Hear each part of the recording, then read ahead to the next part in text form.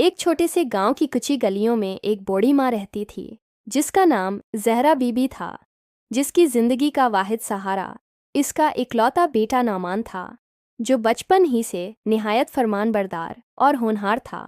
لیکن قسمت کو کچھ اور ہی منظور تھا۔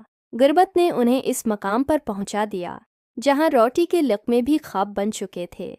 زہرا بی بی دن رات سلائی کر کے کچھ پیسے جوڑتی اور نعمان دن بھر کتابوں میں مگن رہتا، کیونکہ وہ جانتا تھا کہ علم ہی اس کی ماں کو اس اندھیرے سے نکال سکتا ہے۔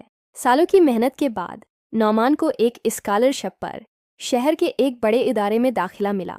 ماں کی آنکھوں میں خوابوں کی روشنی اور دل میں فخر تھا۔ نعمان شہر چلا گیا، لیکن ماں ہر روز اس کے خط، اس کی آواز، اس کی آہٹ کو ترستی رہتی۔ شروع کے دنوں میں فون کالز آتی رہیں، پھر آہستہ آہستہ خاموشی نے جگہ لے لی۔ ماں نے دل کو تسلی دی کہ بیٹا مصروف ہوگا، لیکن دل تو ماں کا تھا جو ہر پل بیٹے کے لیے دھڑکتا تھا۔ ادھر شہر میں نعمان کو دنیا کی چمک دمک نے ایسا جکڑ لیا کہ وہ ماں کے درد کو بھول گیا۔ نئی دوستیاں، نئی مصروفیات اور ایک آسودہ زندگی نے اس کے جذبات کو دھندلا دیا۔ ماں ہر تہوار پر دروازے کی طرف نظریں جمائے بیٹھتی، ہر گزرنے والے قدم کی چاپ کو بیٹے کی آہٹ سمجھتی، لیکن دروازہ کبھی نہ کھلا۔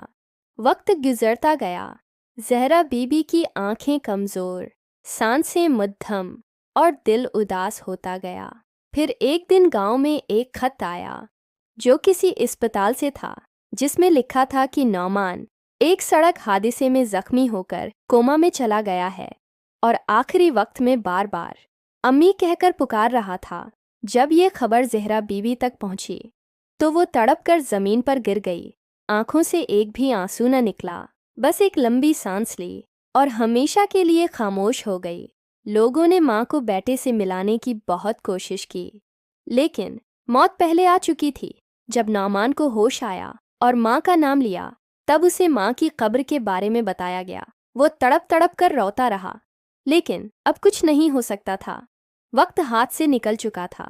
وہ قبر پر جا کر گھنٹوں معافی مانگتا رہا، لیکن ایک خاموش مٹی کی قبر کے سوا کچھ نہ بولا۔ گاؤں والوں نے کہا کہ ماں کا دل ٹوٹ چکا تھا، اور جب بیٹا پکارنے لگا تو دل نے سکون پا لیا۔ ماں کی قبر اب گاؤں کے کونے میں تنہا نہیں۔ نعمان ہر جمعے کو وہاں آ کر بیٹھتا ہے، لیکن وقت کی بے وفائی نے ماں کے لمس کو ہمیشہ کے لیے چھین لیا۔